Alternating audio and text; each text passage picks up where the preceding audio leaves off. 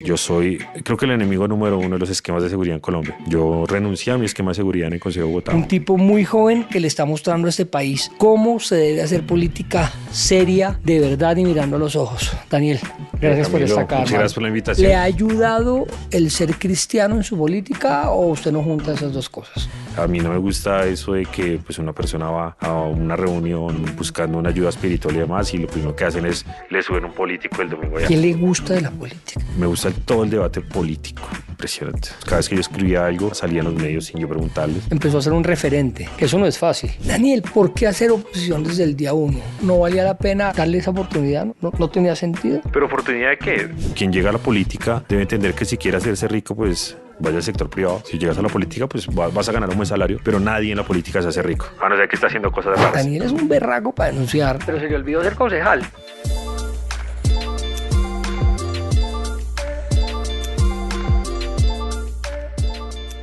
Señores, bienvenidos otra vez aquí, otro grandísimo invitado de Yo Camilo.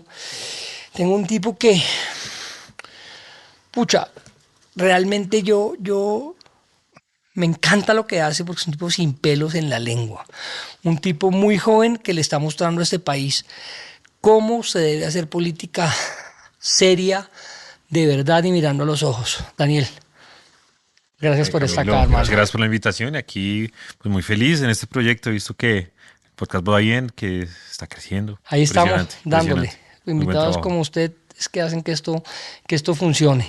No, muchas gracias. Oiga, Daniel, vamos para atrás porque la gente Sí, le gusta para atrás. lo conoce de ahora, pero cuente un poquito de sus inicios, chiquitos, 5 años, 6, dónde estaba, cómo era su entorno. No, digamos, yo soy una persona absolutamente normal. Digamos, si yo me acomodo por allá a los 5, 3 años, pues ni siquiera me hubiese imaginado que podía ser siquiera conocido, reconocido concejal de Bogotá. Pues yo vengo de una familia, digámoslo, eso creo que técnicamente le llaman disfuncional y demás. ¿Por qué? ¿Por qué? ¿Por qué disfuncional? Digamos, yo no conocí nunca a mi papá, Ok. entonces mis dos apellidos son los de mi mamá. Ok. Briceño Montes son los dos apellidos de mi mamá. Entonces, pues yo crecí con mi abuelo. Hay una anécdota muy extraña, pues yo ahora me río de esto y mi familia odia que yo cuente esto. Pero yo nací en el 91 y a mí me registraron en el 94. Ok, O sea, yo fui... hay unos futbolistas que les pasa como parecido. Sí, no, pero es que yo fui NN del 91 al 94, entonces claro, estaba la serie de Nerón Navarrete en ese momento pegada y me decían NN. Ok, Eso fue, pues ya tenía nombre y demás, solo que pues mi mamá siempre guardó la esperanza de que pues mi papá volviera. apareciera. Ah, Y me registraba y me pusiera el apellido. no O apareció. sea que un día pues obviamente mi abuelo dijo, oiga, como... Y el papá lo estamos esperando hasta esta fecha, No, pues ya, yo creo que ahora sí va a aparecer, ¿verdad? seguramente. Seguramente aparecerá, pero bueno. Entonces mi abuelo es el que dice, no, pues, regístrenlo. Entonces desde ahí pues la historia de mi vida pues tiene que ver mucho con mis abuelos, porque ellos son los que realmente me crían, mis dos abuelos, y eso marca una etapa muy importante en mi vida porque es que mis abuelos son pastores, Ok, cristianos. ok. Entonces yo crecí y hice toda mi vida dentro de una iglesia cristiana. Entonces yo vivía en una iglesia cristiana. ¿Qué implica eso? Muchas cosas. Tu vida es todo lo que pasa en la iglesia, que las iglesias, que esto no es una mega iglesia, es una iglesia normal, chiquita, pero pues tus amigos de la infancia son los de la iglesia, tus actividades son las de la iglesia todos los días. Por ejemplo, pues ahí velaban muertos, ¿no? Entonces, Claro. entonces usted vivía ahí, te dejaban el ataúd 2 días, 3 días, tú asistías a los matrimonios de la gente de la iglesia, los cumpleaños de la gente de la iglesia, todo ese tipo de cosas, liturgias, celebraciones y demás, pues es como la familia extendida y sobre esa base que además va marcando pues unos derroteros en cómo ves la vida, en cómo aprecias las cosas, en cómo pues ves la vida desde lo social, desde lo filosófico y demás, pues obviamente está muy marcado con eso. ¿Te tocaba estudiar teología? ¿Tu abuelo Sí. te enseñaba y te... Yo casi soy pastor, digamos, o sea, Ok. mi vida iba encaminada a ser pastor cristiano, Ok. ahora soy político. Algunos me dicen que no hay mucha diferencia, pero hay una gran diferencia. No iba a decir eso, lo prometo. No, pero todo el mundo me lo dice. Sin embargo, pues obviamente en algún momento pues decidí coger para otro lado, porque crecí toda la vida dentro de una iglesia, entonces quería saber pues qué era otra cosa. Y además pues crecí en un entorno normal, digamos. ¿Dónde vivías? Yo soy pues del barrio Belén, eso es en la localidad de La Candelaria, eso es al lado del barrio Las Cruces, ese es mi barrio de absolutamente la vida. Y por eso yo le digo, jamás en la vida yo imaginé pues poder llegar a estos niveles de reconocimiento y demás, porque pues yo venía de un colegio público, estudié en un colegio público normal, mi familia, absolutamente nadie está metido en la política, es una familia donde pues sí, todo el mundo creerá que es que porque mi abuelo es pastor, pues es un tipo embilletado, absolutamente nada del otro mundo. Era un Así. pastor de verdad. Sí, Digamos. los chiquitos, Sí, un no es un pastor que mega pastor. realmente hace un tema religioso y Exacto. un tema de... Y la otra parte de mi familia, pues es comerciante en San Andresito de la Novena Ok. y de la 19. Entonces, pues basado en eso, pues yo crecí en el centro de Bogotá. El colegio era el público Sí, el colegio, pues además me echaron de... sí, me echaron de colegios públicos. ¿Cómo lo echan uno de un colegio No público? lo sé, pero me echaron Pero lo de echaron. 3 colegios públicos. Bueno, algo tenía que hacer, ¿no? Era No, tan pues sí, juicioso. era un poco inquieto, Ok. en realidad. Y su abuelo que debía ser un tipo disciplinado, Lo es. ¿cómo manejaba esa situación? No, Usted era no, el pues consentido, yo ya vi. sí, pero pues obviamente se había mucha disciplina respecto de la forma en cómo hacía las cosas y demás, pero pues sí, me echaban La del colegio. figura paterna, evidentemente, es la de su abuelo. Sí. ¿La figura materna es la de su abuela o No, la de la su de mamá? la de Ok. mamá. Su mamá estuvo presente en, Sí, esta, sí, sí, sí, sí. en esta educación. Exacto. Entonces era como la combinación, la figura materna de mi mamá, pero la figura paterna de mi abuelo. Y pues en realidad, en última, mi crianza es una mezcolanza de mucha gente, porque pues no hay como, ¿cómo lo llamo? Como la exclusividad de la crianza, porque Claro, pues tiene que estar pendiente de mucha gente. claro. Y además, pues mi abuelo tiene 8 hijos, somos 33 nietos, pues más una iglesia. Pues obviamente, pues a uno sí lo paraban bolas, pero uno terminaba pues en esta crianza, no sé, como global, en comunidad, literalmente. Bueno, y este tema religioso todavía es un tema que usted conserva. Usted es un tipo religioso, pertenece a la iglesia, Yo va... creo mucho en Dios, digamos, la mayoría de cosas de mi vida pues han estado guiadas por mi creencia en Dios y pues pongo todos mis proyectos en manos de Él y demás. Sin embargo, no estoy como en estos momentos como en una iglesia fijo y demás. Tengo muchos amigos pastores ahora. Entonces, el tema de la política, pues también me ha enfocado a tener muchos amigos, los conozco casi a todos los pastores de Bogotá, que son casi 4.000. Entonces, 4.000 pastores en sí, sí, Bogotá. esta ciudad tiene más o menos 4.000 iglesias cristianas, no te estoy hablando de las O sea, católicas. ¿cuántos feligreses?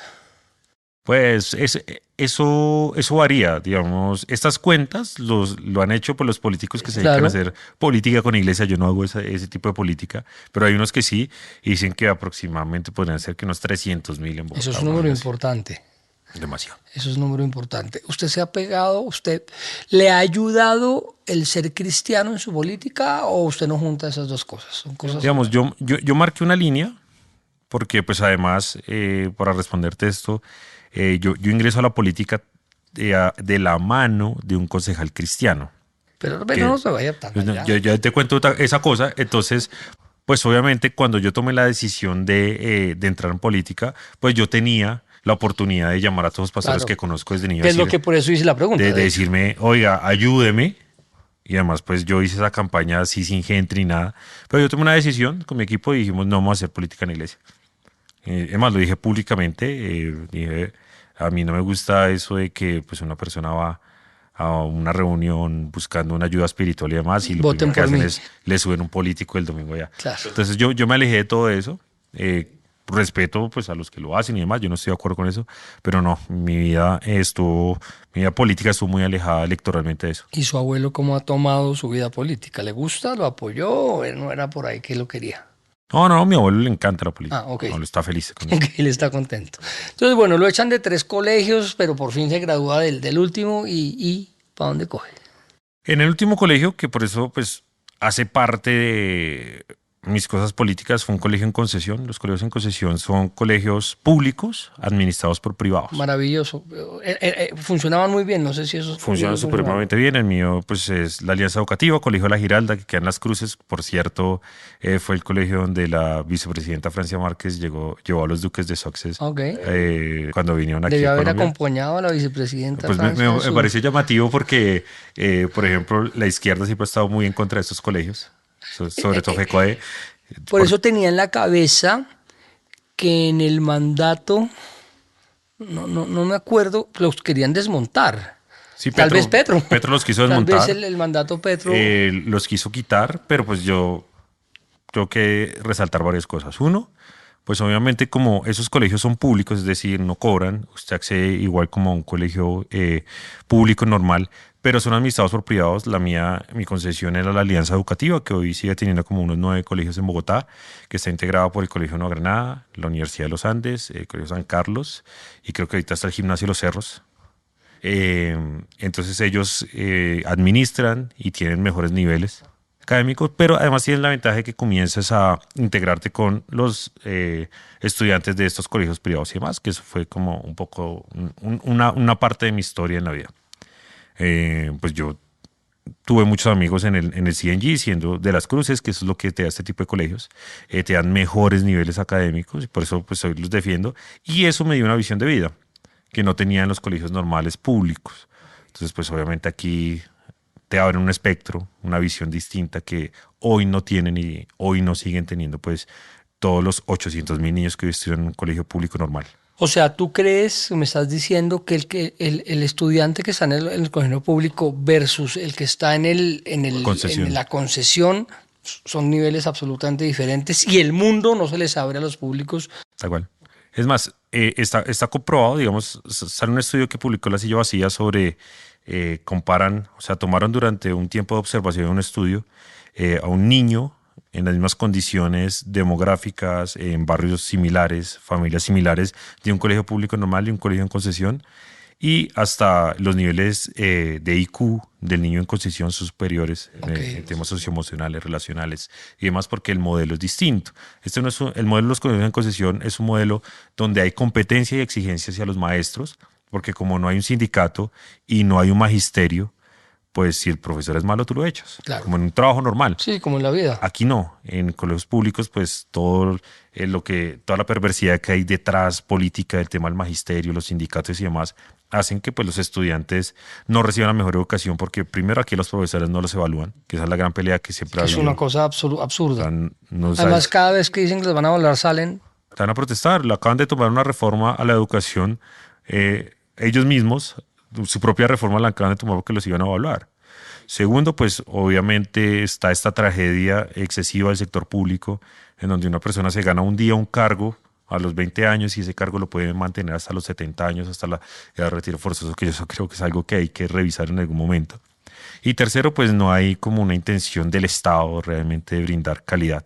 Y obviamente teníamos grandes problemas en temas de cobertura, hemos avanzado, ya tenemos colegios en todo lado, pero la calidad sí sigue muy abajo. ¿Y esa mala calidad es culpa de FECODE? Es en parte culpa del Estado y también de los sindicatos, yo tengo que decirlo Ok, o sea, abiertamente. los sindicatos son una plaga para la educación. Eso es Siempre un lo he dicho, mito. digamos, FECODE me odia. Me odia FECODE, me odia Sindodioc, me odia la ADE, que son los 3 sindicatos grandes en Bogotá. He tenido enfrentamientos públicos con ellos. Porque, digamos, yo entiendo el tema sindical, yo respeto, del derecho a asociación es sagrado y yo creo que hay que respetarlo. Los sindicatos muchas veces logran cosas importantes para los temas laborales, pero lo que ha pasado dentro de FECODE, dentro de la ADE y dentro de Sindodioc, que son los 3 sindicatos, es una vaina desastrosa para el tema. Por ejemplo, en los últimos 4 años, solo en permisos sindicales, que es cuando una persona, un profesor sindicalizado, deja de ir a clase y se va a hacer actividades sindicales, le costaron a esta ciudad 40.000 millones de pesos. 40.000. Nosotros llegamos al consejo y pues obviamente comenzamos a fregar con este tema y hoy afortunadamente la Secretaría de Educación dice no, reducimos casi en un 70% de las horas de permisos sindicales de Sindodidoc, que es el de rectores, porque habían rectores que dirigen colegios que no iban a trabajar. O sea, a ese nivel estamos. Claro. Y obviamente por el otro lado está el Estado, que el Estado pues lo que quiere es tener unos colegios en funcionamiento en donde los niños vayan, pasen un tiempo, pero nadie se preocupa por la Es un calidad. tema político, con tal de tener gente ahí Sí, ocupada y chulean. y nada, y yo te lo puedo decir hoy, ni hoy el mejor colegio público difícilmente va a ser o va a llegar al nivel de un colegio privado, de los buenos, porque también hay colegios privados malos, ¿no? Hay No, pero no hartísimos muchos, colegios claro, privados claro. de garaje, pero pues no estamos hablando Bueno, pero de... eso ya es voluntario, cada Sí, persona. no, es exacto. Y esa es mi pelea. La pelea es que si tú tienes billete, tú tienes plata, y a tu hijo no le gustó, o le fue mal, o le hicieron bullying, o pues el colegio es malo, pues tú tienes la libertad de cambiarlo porque tienes la plata. Hay que hay 800.000 niños que no tienen la libertad de elegir el tema educativo y que les toca ir al colegio que les toca. No pueden hacer nada más. Si es malo, si hay mal entorno, eso fue lo que les tocó en la vida.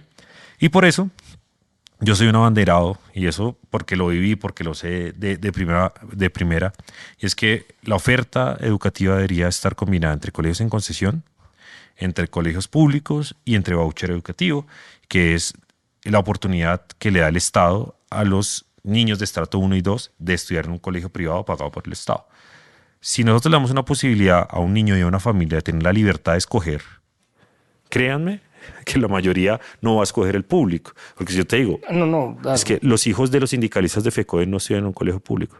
O sea, te lo aseguro. Pues los hijos del presidente no estudiaban en colegio público. No, pero el No, él presidente dice una que vez... sí, él dice que el era el público porque es francés. Que el colegio francés era un colegio público. Me acuerdo de ese trino mucho. sí.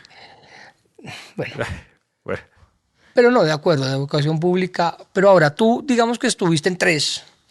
¿Tienes algún ejemplo de un compañero tuyo que hoy te da un ejemplo de empresario, que ya se haya superado, digamos, o no lo tienes tan claro? muy difícil. Muy difícil. Tengo casos muy graves. Una vez recuerdo yo estar viendo en televisión cómo una persona que había matado a su novia a cuchillazos, y yo vi la persona, era una Era de tu persona que había estudiado colegio. conmigo. Yo dije, grave. Ok. Claro, entonces los colegios en concesión dan más oportunidades porque por ejemplo, en mi concesión pues le daban, por ejemplo, por lo menos una vez al año a los dos mejores ICFES de cada colegio, esos 9 colegios, la beca completa para estudiar lo que quisieran en los Andes con todo pago. Entonces eso ayuda a salir. Claro, pero a dos. A dos. A dos. Claro. Y hoy, pues obviamente con el apoyo que el programa que defendemos a muerte en el distrito, que es Jóvenes a la E, y la izquierda está en contra de ¿Por eso. qué? La izquierda dice que tiene un tema muy extraño, y es que ellos dicen que la plata pública no se le puede meter a entidades de carácter privado. Entonces que aquí lo que hay que hacer es meterle toda la plata a la distrital. La Universidad Distrital no tiene medicina, no es competitiva, es mala, pues tiene algunas carreras que suenan, pero Jóvenes a la E lo que hace es coger a los niños de estrato 1 y 2 y decirles, te pago la universidad privada completa. En la que pase o en la que le vaya bien, o en Sí, fin. entonces claro, esto es por oferta y demás, entonces ya van a los Andes, van a... Estamos diciendo entonces que 800.000 niños que estudian en un colegio público, la probabilidad de que en su vida realmente tengan un ascenso es mínima. Es mínima y avanzado. Por ejemplo, los colegios en concesión hacen que la tasa, eso se llama la tasa de tránsito, sea mayor. Es decir, que puedan pasar de la educación normal a la educación superior. Y Jóvenes a la E, pues obviamente ha elevado esa tasa de tránsito porque pues es el distrito pagando las Claro. universidades ¿Cuántos, privadas. pero cuántos jóvenes a la E hay? Yo creo que estamos llegando a alrededor de unos 40.000. Bueno, no, eso sí es Ya, un número, eso ya es y un ya número llevamos, y importante. ya llevamos varios años. Eso es un número importante. Ya hay harta gente. Pero bueno, me lo saqué de usted, que es donde yo quiero estar. Listo, se gradúa de su colegio y ¿qué hace? ¿A dónde coge? Pasa algo muy extraño. Y es que pues mi abuelo ha cotizado toda la vida pensión. Ujú. En una pensión normal, pero a él un día se le perdió la cédula. Esas son las historias de milagro de mi vida. Y un día se le perdió la cédula, y esa cédula la tomó un habitante de calle, que se le perdió en la calle, y se la metió en el bolsillo. Aquí. Sí, sí. El habitante de calle fallece en la calle. Y cuando lo levanta medicina legal, pues tenía la cédula de mi abuelo Pensaron acá, que era él. y a mi abuelo le declaran muerto. Entonces mi abuelo estaba pensionado. Ok. Pues es una crisis económica más grande de mi casa, porque mi abuelo durante 7 años pues le tocó ir a un juzgado a que lo reconocieran como vivo. Decía, hola, estoy Yo vivo. Sí, sí, aquí estoy. Pero eso es un proceso declarativo, y los procesos declarativos son supremamente lentos. Ok. Entonces, hasta que un juez lo reconoció vivo, y después, obviamente, el reconocimiento del Estado. Entonces le llegó una De indemnización 7 años. de 7 años. Claro, Eso con es- interesitos. Eso. Exacto, entonces le llegó bien. Y pues yo era cercano a mi abuelo, ¿cierto? Y mi abuela, y yo tengo un hermano mayor que vivía conmigo y él era el consentido de mi abuela. ¿Ese hermano mayor es hijo de su papá y su mamá? Sí, sí, sí, Ah, ok. igual. Y él, Pero él sí conoce. eso, Sí, sí, sí, yo no. él no es briseño. No, él es Peña, Brice. Ok. Sí. Y entonces, pero él era consentido de mi abuela. Pasó algo muy extraño, es que cuando mi abuela fallece, yo con mi abuela pues normal, no teníamos una gran relación, pero pues el consentido a muerte era mi hermano. Y cuando muere mi abuela le hace prometer a mi abuelo en el lecho de muerte que me va a pagar la universidad a mí, no a mi hermano. Ok. La cosa más extraña del mundo, las cosas de la Debía vida. tener uno como una culpa ahí metida de que no había sido tan No sé chévere por con qué usted. sería, bueno, pero ¿Y o no sea, era tan chévere o...? no, normal. O sea, pero no éramos cercanos tampoco. Ok. A mi hermano sí. Entonces, pues obviamente mi abuelo pues tenía la plata. Y entonces tuvo Entonces estaba, que yo me pagar una graduó y mi abuelo me universidad. dice, ¿dónde quieres estudiar? Y entonces yo dije, no, yo quiero ser abogado. Entonces me fui a estudiar por el externado. En ese momento usted, el querer ser abogado porque usted estaba enfocado, sabía para dónde iba o no. Ya me estaba gustando la política. Me estaba gustando, quería estudiar ciencia política en los Andes. Tenía esa vaina en la cabeza. Una prima mía había estudiado Derecho y me dijo, si usted estudia ciencia política se va a morir de hambre. Así me lo dijo tal cual. Me dijo, estudie Derecho, que pues es una carrera que pues si usted... Yo salía a litigar. No, y se No, se pues, puede es dedicar a abogado. todo, güey. Sí, total. Se puede hacer hasta periodista, haciendo Sí, sí, todo, sí, siendo todo, abogado. todo. Entonces yo le hice caso y me fui a estudiar Derecho en el externado. Ok. Entonces ahí Derecho en el externado, ahí sí... Es una universidad más como para penalistas, ¿no es cierto? Es Muy como de su Derecho fuerte. público en realidad. Ok, Todo lo que tenga que ver con el sector público y penalistas. ok. Sí, O sea, porque no estoy equivocado, no es el no, ridículo con el la sector privado afirmación. duro es Javeriana y Andes y son muy de sector privado, Ok. pero el externado es mucho penal y derecho público. Entonces saca muchos magistrados, saca muchos ministros, no Total. tan política como el Rosario es la que saca presidentes, senadores, congresistas y demás. Me va bien en la universidad, el primer año durísimo, me va durísimo porque es que saltar de un colegio, y eso que era en concesión, Ahí la va yo. universidad, duro. O sea, usted se sentía con lo que sabía al lado de un tipo que salió de un colegio X privado que él le llevaba ventaja en ese primer semestre, Al lado de mis digamos. amigos que pues en ese entonces, además que no eran, pues eran colegios buenos, pero no eran los grandes colegios como, no sé, el Juan Ramón Jiménez, Ok. que yo sé que es un colegio bien, Sí, sí, pero sí. no es CNG ni demás. Pues obviamente totalmente en desventaja. Entonces uno va haciendo doble trabajo todo el tiempo. Ok. Pero no, ya le cogí el A ritmo. los codazos. Sí, Un no, y poquito. pues obviamente aprendiendo a estudiar sin que nadie te diga nada, porque en el externado no llaman lista, no hacen trabajos. Es una cátedra de 200 personas y en junio te hacen un examen oral y en diciembre otro examen oral y se acabó. Puede que no te hayan visto nunca, tú te presentas y chao, Si chao. pasó, pasó. Y ya, así es. Pero no, ahí me adapté, me fue bien. Digamos, me fui adaptando a medida que iba pasando el tiempo. Y además fui creciendo dentro de la universidad. Entonces ahí descubrí como este palito que tengo para la gente. Comencé a ir muy bien en la universidad, en temas sociales. Muy bien, hice muchos amigos. Me metía en todos los temas políticos y demás. Me lancé a ser representante de los estudiantes. Y, Quedé. Entonces bueno, hice mi primera campaña dentro de... era un tipo popular dentro de la Sí, sí, universidad. hice popularidad dentro de la universidad. ¿Algún profesor que se acuerde que fue como un mentor suyo o algo así? O, Mentores no tuve, pero pues es muy chistoso porque ahora me los voy encontrando a todos dentro de la vida política. Es como, claro. esto sí conmigo, Usted ¿no? era. Entonces, bueno. Sí. Sí, pues ahí está, que profesores que tenemos mucha diferencia, pero pues fueron profesores míos y hoy con diferencias políticas y nos enfrentamos. Néstor Osuna, por ejemplo. Ahora tenemos debates políticos, Ramiro Bejarano, que creo que es, tengo que decirlo, diferencias políticas, pues sí, fue el mejor profesor que yo tuve. Brillante. Sí, no, y como profesor impresionante, Ramiro Bejarano. Fue mi profesor de bienes en segundo año y de procesal en cuarto año. Y él se acordará de usted. Hola, Sí, ¿qué sí, hubo, sí, nos Briseño? saludamos, sí. ¿Cómo le ha ido? ¿Y Sí, qué le además- dice de sus posiciones políticas? ¿Le ha comentado o No, no? no, no, pero pues en el externado la mayoría de profesores, el externado es muy petrista, hay que decirlo de frente. ¿Es bejarano petrista? No, ya Bejarano ya no lo es. Es antiuribista, ¿no? Que Sí, es diferente. exacto, pero en su momento ellos sí se subieron como universidad.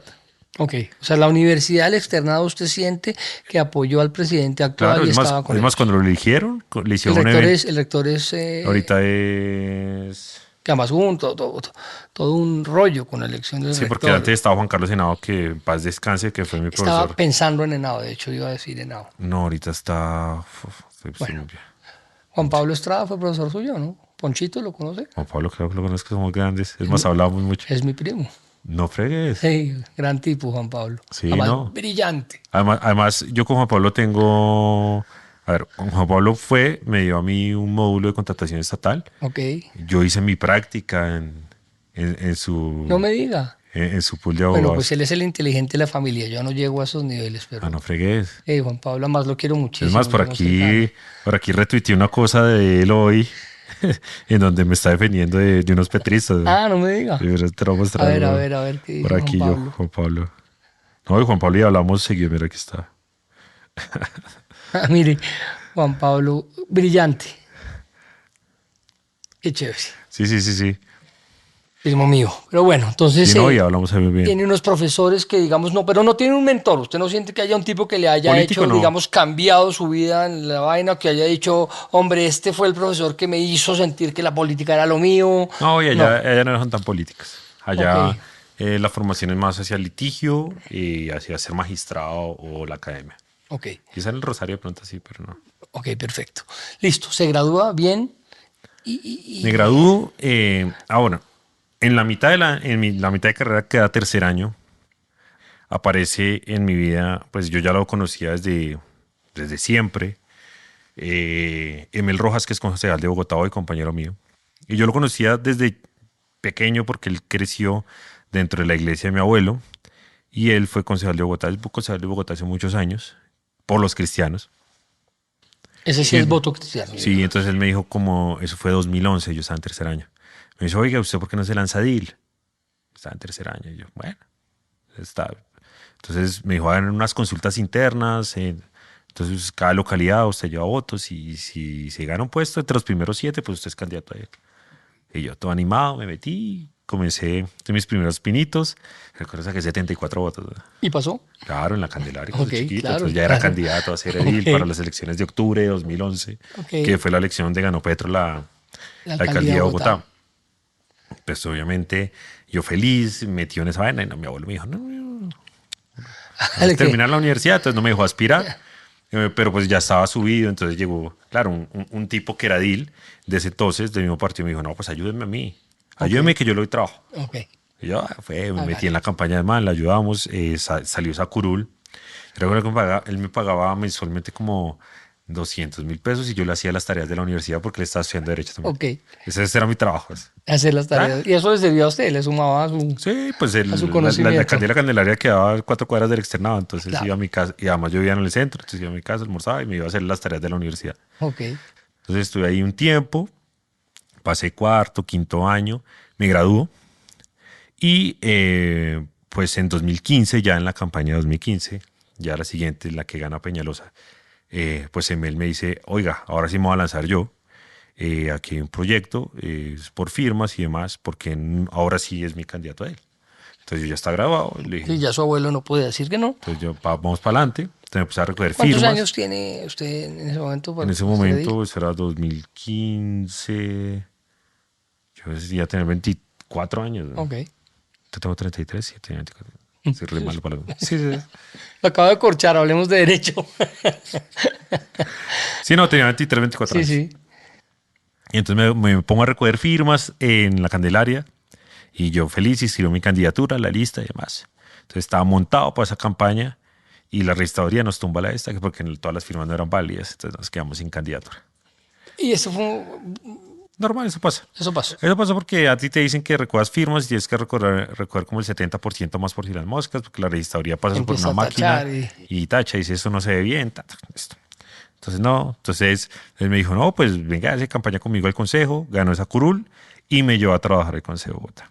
Entonces yo entré a trabajar en febrero del 2016 al consejo, me llevan el cargo más chiquito que tiene ahí en su UAN y comienzo a trabajar ahí. Pero pues tuvo una machera, estaba recién graduado y No, yo pues ya estaba tenía, claro, feliz. la Y con maravilla. trabajo formal, con todo. Claro. ¿Corbata? Nah, No. nunca. No, ya no sé. No, pues él sí, pero yo no. No, ok. Pues me ponía camisa, ahora soy más descarado y solo uso camiseta. Muy bien. Entonces, comencé a aprender todo el tejemaneje dentro del consejo, aprender de las cosas de la ciudad. Me comenzó a gustar demasiado la política.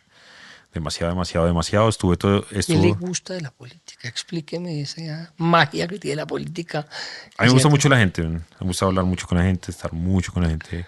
Me gusta todo el debate político. Impresionante. Ok. Todo lo que sea el debate, el No, día a día.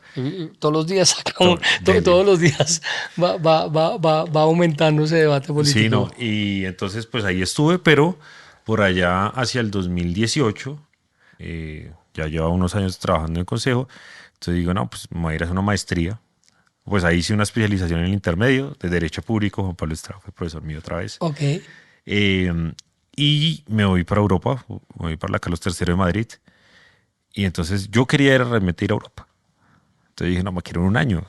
Entonces me fui para el ICETEX, me saqué un crédito. Y me inscribí a la... Yo dije, la maestría que más me interesa, sí, o sea, ni mire el penso. Ya, maestría en análisis político electoral, Universidad Carlos III de Madrid. Y pasé, me fui. Cuando llego a la Carlos III de Madrid... O sea, el ICETEX sirve. Siempre, yo lo amo. ¿No? Perfecto. Siempre.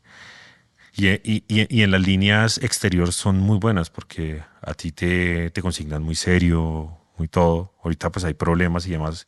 Imagínate uno en Europa y que no le consignan. No, pues gravísimo. Sin poder trabajar y demás. Entonces, allá llegué y cuando me di cuenta me había metido era una maestría de Big Data. Man. Pues yo dije, no, pues es una vaina de marketing y ahí claro. hablar paja, ciencia política. Claro. Lo que siempre ha querido estudiar. Claro. No, pero una maestría realmente de Big Data, datos y demás. Y yo, no, ¿qué es esto? Medio durísimo al principio. ¿Y entonces? No, yo dije, no, pues vamos a hacerle. Me comencé a interesar demasiado. Me comencé a dar cuenta que la política, el análisis político en Europa era muy dateado, muy dateado, muy dateado. Pues me tocó aprender Python, R y todas esas vainas. Imagínense un abogado. No, pues si se acaba de enredar con él. Sí, me voy a echar código, pues está ahí con varias páginas y usted claro, te hace cositas. Pero pues aprendí eso, me fue bien, fui feliz en Europa, pero ya venía con la vainita que yo vi en Europa. Yo dije, aquí el tema de las redes sociales y la política es impresionante. Europa nos lleva a nosotros años luz. En ese momento conocí a Isabel Díaz Ayuso, que ahora es la presidenta de la Comunidad de Madrid del Partido Popular, y ella era como directora de comunicaciones del partido, chiquita, pero ya era famosísima en redes sociales. Okay. Y ahora ya va a ser presidenta de España prontamente. Parece, ¿no? Sí, eso va para allá. Sí. Y entonces... Brillante. Impresionante. Entonces me vine con esa vainita de las redes sociales y la política. Entonces llegué acá, volví a mi puesto. Pero, o sea, volvió a su consejo. Sí, al otro día me posesionaron y demás sin ningún problema. Y ahí pues comencé a convencerlo, ¿no? Le dije como, oiga, vea, esto de las redes sociales es importante. A él no le importaba mucho el tema.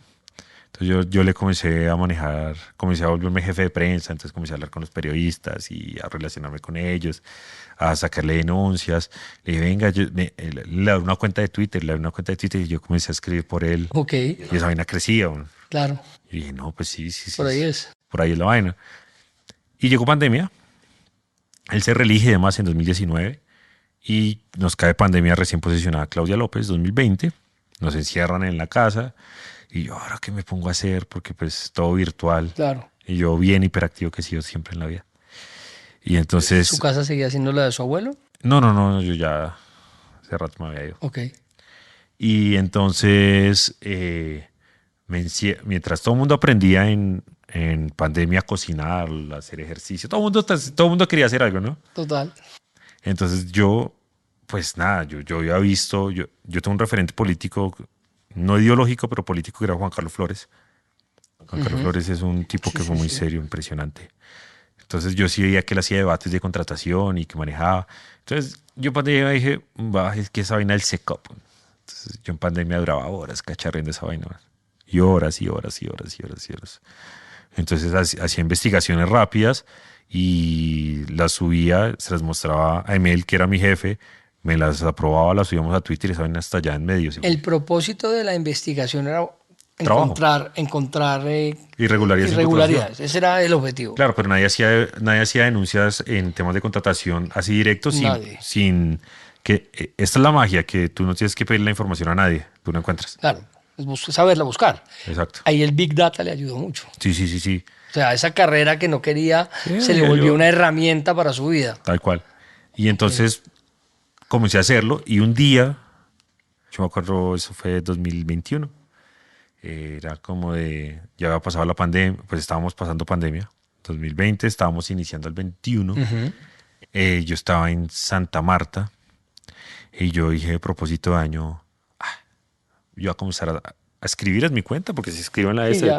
tenía como 200 seguidores, estaba en 2021, no lo hice tan seguido, pero a finales del 2021, ya el siguiente año, otra vez ahí sí como, Cuando se hizo escribir, ese era en Twitter, digamos, sí, en sí, X como, hoy. pero en la mía, como, Sí, a sí, ver, sí, ¿cómo? Sí. a ver qué pasaba.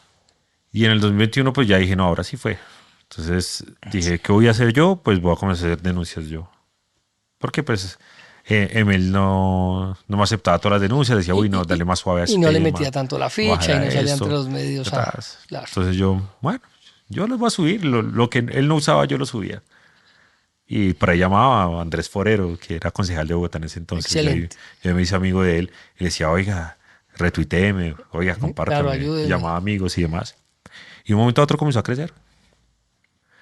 De un momento a otro comenzó a crecer, y a crecer y a crecer. Y por ahí fue muy chistoso porque entonces, como por allá en el 2022, estos siempre son los puntos, yo ya estaba tuiteando todo el 21, Se estaba seguía creciendo. trabajando con Sí, sí, Emel. sí. Ok. Y ya en el 2022, yo recuerdo muy bien que me llamaban de Juan Carlos Irabarri, un enero, 2 de enero, que nadie quería ir a Voces RCN, yo estaba en Santa Marta, y me dijeron, no, por teléfono. Y yo, uy, toda la familia escuchando. Claro, claro. Llamando, Y óiganme, pónganme, oigan, claro. pónganme tal. Entonces, yo no sé si escucharía ayer ese programa, pero 2 de enero, Voces Sí, RCN. difícil, pero bueno, algo no. Pero salí. Claro, claro. Y ahí pues comenzó la vaina a crecer. En enero comenzaron a llamar los medios. Cada vez que yo escribía algo y yo me buscaba, salía en los medios sin yo preguntarles. Entonces yo dije, Empezó a ser un referente. sí, yo Que dije, eso no es fácil. me están leyendo. Entonces comencé a ser mucho más serio, mucho más eh, verificado mucho más para no ir a embarrar, Más más metódico, claro. metódico. Y llegó la campaña presidencial y pues se disparó el tema. Porque pues obviamente estábamos en todo el tema Fico, Rodolfo, Petro y demás. ¿Estaba apoyando a alguien? Yo apoyé a Fico Ok. y después voté por Rodolfo. Pero pues yo en mis redes sociales lo que hice es que como yo ya había estudiado todas las bases de datos públicas, yo dije, pues los presidentes por ley tienen que publicar sus cuentas de gastos de campaña cada 3 días, cada 4 días. Entonces yo cada 4 días lo que hacía era bajar esos documentos y subirlos. Decía, esto se gastó Fico esta semana, esto se gastó Petro esta semana. A todos se lo hacía.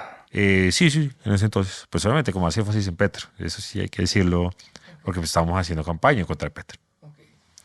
Y pues obviamente los gastos de Petro eran una cosa desbordadísima.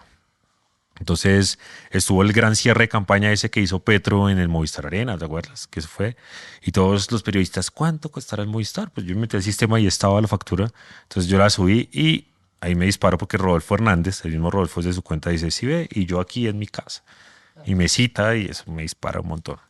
Entonces pasa Cuando usted habla de dispara, es mayor cantidad de seguidores. de seguidores. Ahora, esos seguidores pueden ser a favor o en contra.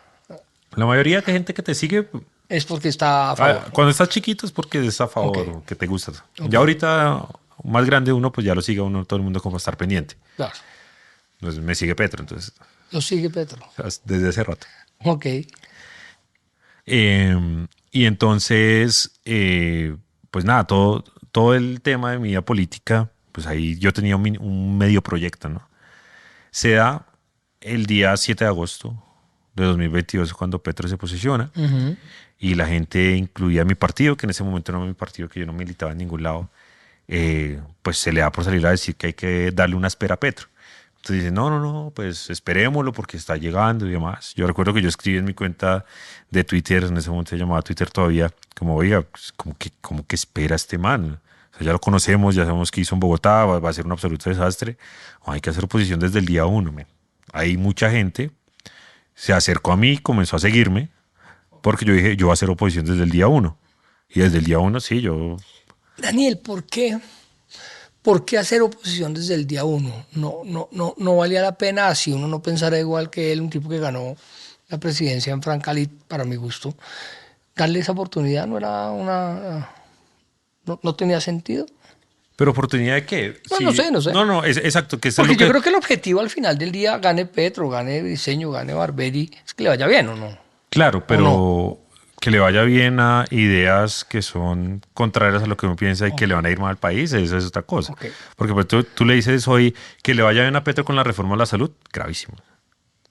No, no, Sí. claro, claro, ¿Me claro, entiendes? claro. Entonces, No, no, no, no, claro, fue claro. ese tema que yo dije, a ver, lo que propone Petro, que ya está sobre la mesa, que es que mucha gente se sorprende y mucha gente se ha sorprendido, pero lo que hizo con la salud, lo que hizo con las pensiones, lo No, que ha hecho con la seguridad, él lo puso siempre sobre la y lo mesa. avisó, no, Y no, eso hay que claro. abonárselo, y siempre lo dijo. Sí, sí, esto Dijo, no es yo una voy a hacer esto. sorpresa, exacto. Entonces yo les dije, yo decía en ese momento, como, ¿a son de qué vamos a esperar si lo que viene es esto? Es que ya lo dijo.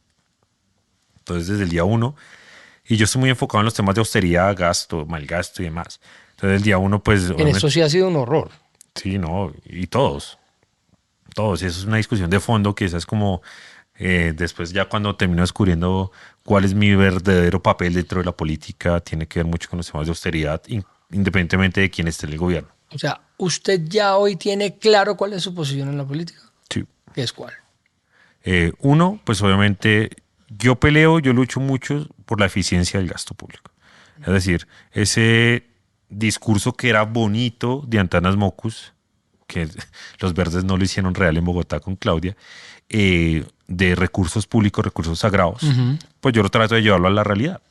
Y es que un recurso mal gastado, pues es un recurso que es una denuncia que debe salir. Claro. Porque es que los funcionarios públicos, lastimosamente, y esto viene heredado desde la monarquía, creen que al llegar al puesto y al administrar plata, esa plata es de Sí, ellos. son dueños. Son dueños y entonces aquí a los señores hay que darles lujos, extravagancias y demás, cuando pues si usted es funcionario público, yo creo que usted con su salario, pues usted tiene y no más, digamos. Entonces yo tengo una bandera muy grande en temas de austeridad, temas de reducción estatal, y no el discurso actual que hay del mileísmo, sin, Eso le iba a preguntar, ¿no? ¿No es por ahí?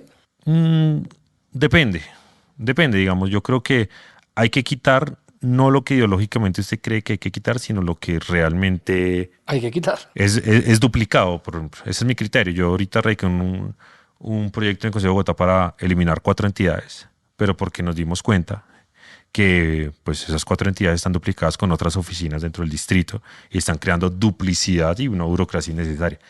Entonces hay que tener también o sea, no sé, en Argentina pues tendrán sus razones y demás, pero vemos que todo el mundo comienza a decir es que hay que recortar 100% del Estado. Yo creo que hay que irlo recortando de a poco, ¿cierto? Pero sobre todo el primer paso para poder recortar el Estado y para poder llegar a ese Estado libertario y demás es luchar por la eficiencia del gasto estatal. Y eso quiere decir que con los 511 billones que tienes de presupuesto, pues con eso te debe alcanzar para gobernar.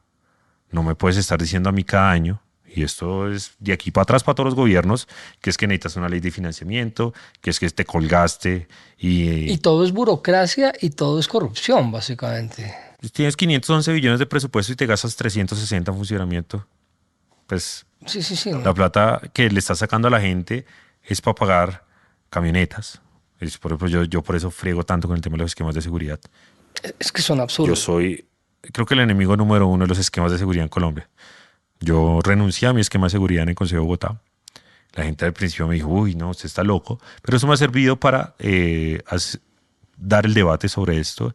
Y hoy, por ejemplo, le hemos podido mostrar a la gente que ellos han entendido que en los últimos 2 años, y esos son últimos 2 años, si te hago la cuenta más grande, te vas a asustar, este país se ha gastado 5.4 billones de pesos alquilando Toyotas TXLs y escoltas, que eso es el presupuesto de Antioquia. Pero además, Cinco- cualquier persona que pide, le dan. Eso es una cosa medio loca. Es como cualquier político que llega a un cargo cree que tiene el derecho a tener una camioneta. Y yo te lo digo, de los 45 concejales que somos hoy en Bogotá, si yo te digo, 4 deberían tener esquema, 5 máximo, Ok. pero todos tienen, que es como un lujo. Entonces, llega un Sí, sí, cargo, pareciera que fuera parte del puesto, digamos. sí, no, y a la gente le gusta, y El entonces es estatus, como un sí. estatus, es como un símbolo de poder el día de hoy tener una camioneta blindada con una moto que te cierra a todos los carros que vienen por detrás, que no tiene pico y placa, que puede salir en el día sin carro, por ejemplo, que es una de las grandes. Mañana los políticos pueden salir en sus carros y sus esquemas de seguridad. sí, yo por ahí estoy peleando con la secretaria de Movilidad porque le dije al alcalde Carlos Fernando Galán que él podía ser pionero prohibiéndole a los políticos salir en sus camionetas de la UNP el día sin carro. Porque a mí no me parece justo que quienes pagan las camionetas, que son los ciudadanos, el ciudadano normal que usa su carro para trabajar en Didi, Uber, Cabify, o que usa su carro para transportarse, para llevar a su familia, pues le toca guardarlo, pero a quienes les pagan las camionetas sí pueden sacarlas. Sí, ese no tiene mucho sentido. Pero pues así lo autoriza. La Secretaría de Movilidad acaba de decir, no, que es que los temas de seguridad de los políticos, o sea, en este país no hay voluntad política y si alguien tuviera la intención de que los políticos le dieran ejemplo a la gente, pues tendrían que guardar su carro el día sin carro y además tendrían que tener Pues de hecho hay y además muchas, tendrían que tener pico y placa porque no tiene pico y placa. hay muchas personas naturales que tienen carros blindados con permiso, entonces deberían también, o sea, lo lógico es que nadie lo tenga. Sí, pero dicen que son los blindados de la UNP, que son los Ahí de los está. políticos y las personalidades. Claro. Y mientras aquí en Bogotá, pues todo el mundo tiene un esquema de seguridad y una camioneta que hay que decirlo, pues terminan haciendo mercado, terminan acompañando al político a irse de rumba a un restaurante y demás. Es su carro personal. Pues el alcalde de Tibú en plena zona roja no tiene una camioneta y el ELN está que lo mata, man. Y el señor no se puede transportar, le tocó salir a pedirle prestado una camioneta a un amigo. Un horror. Entonces, no es el tema de acabar los esquemas, en realidad sí. La mayoría Pero sí. la mayoría sí. Pero primero repartamos los esquemas a donde deben estar. Porque los líderes sociales los siguen asesinando en todos los territorios. Pues, usted va y mira a todos los líderes sociales que matan en el Cauca, en Catatumbo y demás. ¿Qué tenía ese líder social? Tenía implementado un sistema de protección de 3 cosas. Un celular, un botón de pánico y un chaleco antibalas. Ok. Eso es lo que les dan a los líderes sociales de las regiones. A los de Bogotá, camioneta blindada Toyota TXL. En el caso del Consejo de Bogotá, que cada año exige la renovación, ya ahorita, por ejemplo, yo creo que este año van a pedir modelo 2024, una vaina así. En serio. Las de los congresistas de hace poquito, las que acaban de contratar ahorita, que fueron como por 190.000 millones de pesos, las pidieron 2023 y 2024 mínimo. Y eso no va a cambiar, eso es un tema... Sí, pero yo sé, Entonces, Daniel me dice, Daniel, no pelee contra eso, que eso es así. Yo le digo, yo creo fervientemente, y no solo con los esquemas, es con la pauta publicitaria, es con el mal gasto, es con los excesivos gastos en viaje, viáticos, eventos, todo ese tipo de cosas.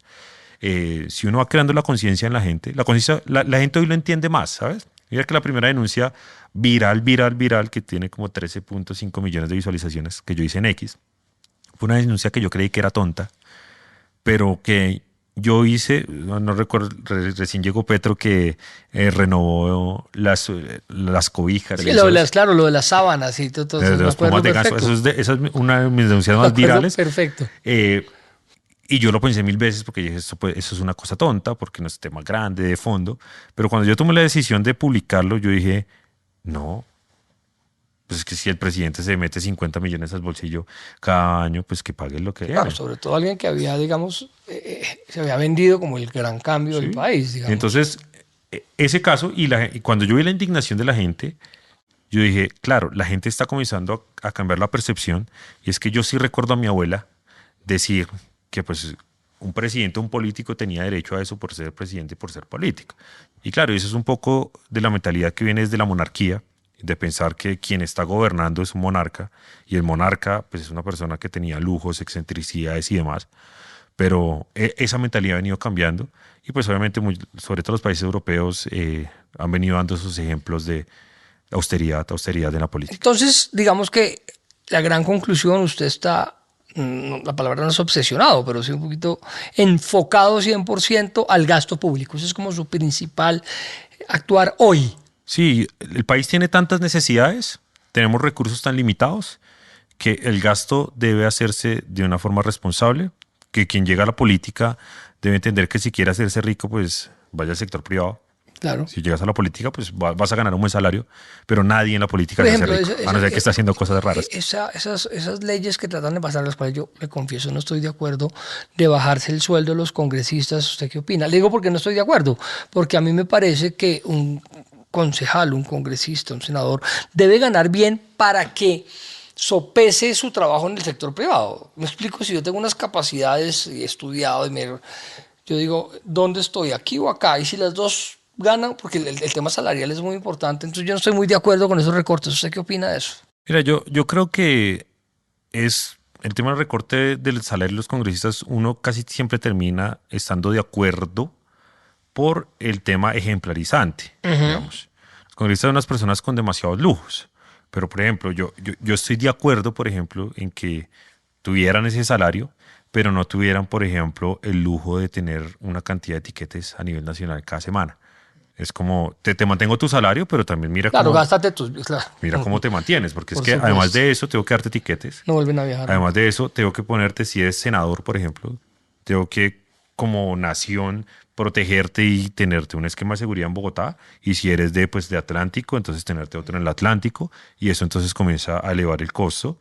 Y entonces todo lo que hay alrededor, todas las arandelas de lujos a los que los políticos se han acostumbrados, resultan siempre siendo más caras que el mismo salario. Claro. Por ejemplo, un esquema de seguridad de concejal de Bogotá puede resultar hoy en, creo que están 40 millones de pesos al mes. Eso es más que un salario de un congresista. Claro, eso no tiene Entonces, si sentido. tú le quitas el esquema de seguridad, pues sí, tú puedes Sí, que ganar. se gane, claro. Y entonces a mí siempre me han dicho que yo soy exagerado con esto, porque hace poco estaba en otro podcast, me dijeron, Daniel, pues es que no te parece exagerado, que yo tengo una pelea fuerte, muy fuerte, y yo sé que a mucha gente le suena exagerado, con la compra de las nuevas camionetas del alcalde Galán. Alcalde Galán llegó y pues había unas camionetas viejas. Y entonces llegó al consejo y le dijo, oiga, pues yo necesito que me aprueben 3.000 millones de pesos porque necesito comprarme unas camionetas nuevas para la alcaldía. Entonces yo recuerdo fue el único concejal que voté en contra. Ok. Y los periodistas me dicen, Daniel, pues estás exagerando, son las camionetas, es el alcalde. Yo dije, puede que el alcalde las necesite y demás, pero yo sí quiero, como representante de la ciudadanía, dejar un mensaje. Y es que un ciudadano no debería estarse preocupando en qué se transporta un político. Yo creo que ese no es el problema del ciudadano.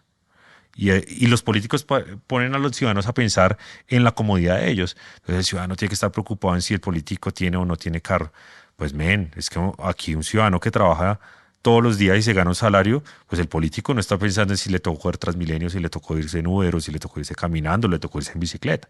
Es como ese tipo de mensajes que hemos instalado y que en serio, mucha gente ya nos reconoce por eso. Oiga, Daniel, igual todos los gobiernos, le gusten o no, no tienen aciertos y desaciertos. ¿Usted le ve alguna cualidad al gobierno actual? ¿Usted ve que han hecho algo bueno, algo que a usted le parece, hombre, eso está bien, eso fue loable, eso está o no? No, no, yo creo que, por ejemplo, la decisión responsable que, pues ya a esta altura no sirvió de nada, pero creo que la sigo apoyando, de seguir con la política de desmonte de subsidio de los combustibles del Fondo de Estabilización de los Precios de Sí, eso Combustible. fue. Es una decisión absolutamente responsable que hizo el gobierno Petro. Creo que tenía algunas políticas, y yo te lo tengo que decir, yo soy uno de los grandes críticos del Ministerio de la Igualdad porque no sirve No, nada, no, eso sí es. pero hay que pues abonarle al gobierno que por lo menos, aunque no les cumplió en nada, sí hizo que pues muchas poblaciones que se habían visto relegadas del poder y que nunca han podido llegar al poder y en muchas zonas apartadas del país pues pudieron estar representadas y pudieron llegar. Que la embarraron y no lograron hacer mucho es otra cosa, pero esa visibilización de mucha gente que nunca había sido vista, y eso hay que decirlo, Ok. porque eso hacia la derecha y la centroderecha es una crítica que yo hago constantemente, y es que hay mucho político que se acostumbró a ser político y está 100% desconectado de la gente. Petro está en el poder porque mal o bien logró entender que la gente estaba pidiendo unas cosas en la calle que los políticos que ya estaban arriba ni siquiera entendían o ni siquiera sabían que la gente estaba pidiendo. No les cumplió ahorita, no logró hacer muchas cosas y demás, pero eso de haber hecho visible pues a muchas poblaciones yo creo que fue positivo. ¿Qué viene, Daniel? Usted hasta ahora todo lo que se lo ha cumplido lo ha logrado. ¿Cuáles son sus siguientes pasos? ¿Cómo se ve usted a futuro? Pues digamos, yo tengo varios proyectos, siempre lo he dicho, normalmente en la política se mide pues los avances por escaños, entonces tú eres edil, eres concejal, después senador, después, o representante, Antes, después un senador, senador, alcalde, o sea, hasta que eres presidente y demás, como si esto fuera el ejército. Digamos, yo emprendí unos proyectos importantes en este momento que son los que me tienen supremamente apasionado, además del trabajo político, que es mi escuela de veeduría y control ciudadano, que la tenemos en todo el país. Yo lancé una escuela de SECOP, que tiene más o menos unos 3.000 estudiantes virtuales en una plataforma con el Instituto de Ciencia Política, y una plataforma que me da la iglesia presbiteriana, que es como un Platzi. La gente, duré casi un año armándolo con mi equipo y demás. Le enseñamos a la gente, Eso es de su autoría, 100% digamos. le enseñamos a la gente teoría del Ok, Estado. Yo en clases virtuales, grabadas a doble pantalla, le enseño a la gente a manejar uno a uno todas las mañanas de todas las bases de datos. Digo, ok, mira, métete por acá porque esto aquí te ponen la trampa. Las bases de datos de información pública en Colombia están hechas para que nadie encuentre nada. claro. Entonces yo les enseño y tercero les enseñamos un módulo de cómo manejar redes sociales. Sabes un poco de fondo, sabes manejar y buscar la denuncia y sabes comunicarla, que es lo que yo hago. El objetivo es que la gente denuncie. Y ya tengo una cantidad de denuncias que han llegado como de la escuela y demás. ¿Hay Y alguna interesante que usted ha dicho, uy, este tipo cómo llegó acá? Todavía no, no, no pues tiene ese. por ahí hay varias, las estoy verificando todas, Ok, pero yo las cito todas, digo, como esto salió en mi escuela, esto salió en mi escuela, esto ok, salió en mi ok. escuela. Bueno, pues digamos, toda esta polémica que hubo de la influenciadora La Julieta en la ONGRD, la que trabaja en OnlyFans, y eso salió de una persona Ok. en mi escuela. Y después me echaban la culpa a mí. Pero bueno. Se denunció, se denunció. Sí, sí, sí. Eh, ¿No le da miedo, Daniel? no, pues digamos, O sea, usted me acaba de contar que usted renunció a su esquema de seguridad, todo el ¿cierto? país lo sabe porque eso es viral. Usted es sin duda, el tipo que más denuncia cosas equivocadas dentro del gobierno. Sin duda. ¿No le da miedo? Porque es que, ojo, el que está detrás de ese contrato es un... Sí, sí, uno termina tocando el ¿Lo bolsillo a mucha amenazan? gente que uno no sabe. Sí, me amenazan harto. Vamos, por redes me amenazan harto. No me ha pasado nada en la presencialidad, digamos, yo tengo no sé, protocolos y demás. Claro. Por ahora no necesito un esquema, entonces sigo firme en mi determinación. Es decir, le hemos podido demostrar al país que uno puede ser concejal. Llevo un año y 2 meses siendo concejal de Bogotá y no me ha hecho falta el esquema. Hay una crítica, no es mía, que se lo oído un par de personas, es fue puta. Daniel es un berraco para denunciar, pero se le olvidó ser concejal. Ah, sí, Cuéntenos eso, eso lo he oído. es una gran denuncia. No, pues esa es No, no la... una denuncia, pero No, digamos pues, una digamos, crítica. esa es como el cuestionamiento más grande que recibo de la izquierda. Dice, es que usted no es concejal. Pues lo que pasa es que yo siempre digo eso. Es que las denuncias hacia Petro se vuelven virales. Las de Galán ahí no avanza. Pero nosotros, digamos, la mayoría del tiempo de mi vida está dedicada al consejo. Lo de Petro, pues sale por redes sociales y lo grabo y demás. Tengo programas. Pero pues el trabajo de consejo es muy, muy grande. Es más, yo puedo decir que hoy soy la persona que más control político le hace a Galán, más que el pacto. Sin duda alguna. Entonces, pero además hemos logrado cosas, o sea, cosas reales para la ciudad, porque tenemos banderas que hemos podido hacer realidad. ¿No le Por gusta ejemplo, Galán? sí, digamos, me parece, y yo tengo que decirlo, Galán, si algo ha cambiado en Bogotá es que es un tipo decente. Entonces uno no tiene como la prevención de que Galán esté enfocado en hacer mucha politiquería o robarse la ciudad, digámoslo de frente, pero es muy pasivo en muchas cosas y eso hace que mucha gente indecente actúe. Hoy hace que muchos problemas que son importantísimos de decisión, como las basuras y la seguridad, pues vayan absolutamente mal. Y entonces, pues, digamos, échame, pero ¿qué ha hecho Daniel? Nosotros hemos logrado muchas cosas, solo que, pues, lo que te digo, no son virales. Por ejemplo, en este tema de austeridad, nosotros, Bogotá ya tiene una política pública de austeridad en donde todo esto que te estoy diciendo Está llevando a la práctica. excepto las camionetas de los concejales, Ok. porque el alcalde no fue capaz de meterse con las camionetas de los concejales, porque los No, concejales le imagínese. compraron las de él. No, no le vota a nadie. Exacto, pero por ejemplo, la reducción de número de contratistas está reduciendo, hay una regla que pusimos nosotros del 10%, una reducción gradual. Se están reduciendo la plata en pautas, se está reduciendo la plata en comisiones, en viáticos, en viajes y demás. Todo ese tema se está. Tengo una política antitrámites gigante, porque además yo tengo una política muy gremial. Digamos, a mí sí no me da pena defender empresarios, yo defiendo empresarios de frente. ¿No? Claro. Yo estoy convencido que el sector privado es el que genera prosperidad y el Estado lo único que debe generar son herramientas para que el sector privado pueda hacer plata, literalmente. Y los trámites son uno de esos. Hemos eliminado varios trámites importantes en Bogotá. El concepto ese de bomberos que a usted le tocaba pagar para abrir un negocio, hoy ya es 100% gratuito, no es una estupidez que a usted le tocara pagarlo.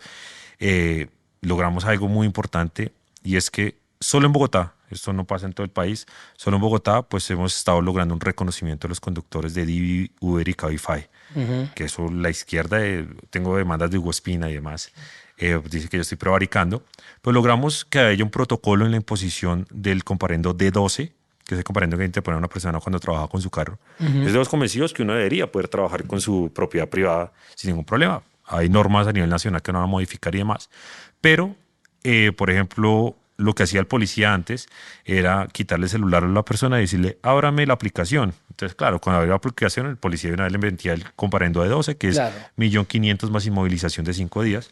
Entonces ya está prohibido que a usted le revisen el celular. Eso es intimidad. Está prohibido que a usted le interroguen al pasajero. Para los que están viendo este programa y van en un Uber, si pueden algún día, Okay. a usted ya el policía no le puede No le preguntar. puede preguntar, ¿usted quién es? ¿Usted dónde cogió? Sí, me ¿Quién acuerdo se le llamó? que le decía al conductor de Uber, diga que yo soy su primo. Sí, uno se subía. Uy, no, doctor, pero No, eso ya está prohibido, está prohibido. En Bogotá revivimos la Lo Norte. ¿Y los taxistas cómo reaccionan ante ese...? Lo que pasa es que depende del tipo de taxista. Hay taxistas con intereses políticos como Hugo Espina, pero la mayoría de taxistas ya han entendido que es una realidad que no pueden quitar. Sí, Es no, más, hoy te puedo decir que hay 50.000 taxistas y 80.000 Ubers en Bogotá. claro. Ya es una realidad más Y grande. me imagino que habrá taxistas uberizados o no, no tengo ni idea. No, pues la mayoría de taxistas usan aplicaciones. A eso me refiero. Porque yo no creo, ya las personas que con el taxi en la calle son, No. eso es mínimo. Por Y un más en tema una de ciudad como Bogotá. peligrosidad, Y ellos son usuarios de las aplicaciones. Claro. Logramos revivir la Lo Norte, eso la revivo yo. ¿Por qué no viraliza todo eso?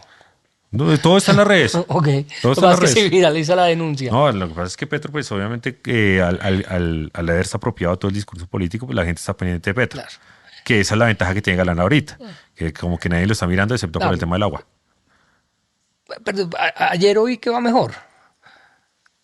Sí, pero vamos a cumplir un año. El tema es grave. No, Más grave. claro. Claro, porque además estás volviendo a situaciones que eran impensadas. O sea, vamos a volver a racionamientos de agua, electricidad. A mí lo que me preocupa es que el racionamiento de agua sea como el 3 por mil, que ahora van 4 por mil. Claro. No, totalmente, sin duda. Pero usted, cuando le pregunté qué viene para adelante, usted me contó su proyecto, digamos, educativo, y como que me dijo que ese orden tan claro no lo ve tan claro. Sí, no, digamos, o sea... ¿Eso me está contando que va a dar un salto? Sí, yo creo que puede haber un salto el próximo año inmediatamente al Congreso. No lo hemos definido, que el partido está definiendo cómo van a ser las listas. Ok, no lo hemos definido. ¿Quién define eso? ¿Cómo funciona eso? No tengo ni idea cómo definir una Pues la lista. defino yo, obviamente. Y no ok. le cuenta a la familia. Ok. Y pues uno le dice al equipo como, yo sé que están tranquilos, están seguros, pero Ok, hay que dar el salto. claro. Pero eso de que... Porque pues normalmente la gente lo define con los jefes políticos. Yo afortunadamente que tengo algo en la política es que no tengo jefe. En Cierto. la política todavía. Porque pues... Si tuviera un jefe, ¿a quién escogería? ¿De cuáles? ¿De dónde? No, si tuviera un jefe político, usted toca... Nada, para seguir política le toca escoger un jefe político. ¿Usted a quién escogería? No sé. ¿De quién se...? Yo soy rebelde y no me gustan los jefes políticos. No, ahí sí, me contestó políticamente. Un gobierno en el mundo que a usted le guste, hay un modelo que hoy se vea, o no, es una mezcla. Yo No. creo que hay que mezclar muchas cosas. Yo creo que, porque, digamos, yo creo que un gobierno 100% libertario como el de Milei en Colombia hoy nos llevaría a varios problemas. Pero, digamos, la eficiencia en el gasto público que está haciendo Milei sí la necesitamos. La seguridad de Bukele, Sí, el mercado de la China, no sé. yo creo que, por ejemplo, los avances que tiene, pues obviamente en temas de bienestar, algunos países europeos son importantes. Yo sé que el estado de bienestar en un país y sobre todo con los niveles de desarrollo tan bajos como Colombia se necesitan, no se pueden eliminar. Pero también hay que ser muy racionales en el tema porque aquí la gente, y hay que decirlo abiertamente, aquí hemos acostumbrado a la gente a estar en unas situaciones que no debería estar. Entonces, por ejemplo, en un estado en el que, pues obviamente como medida transitoria, una persona puede vender sus productos en la calle, ser un vendedor informal.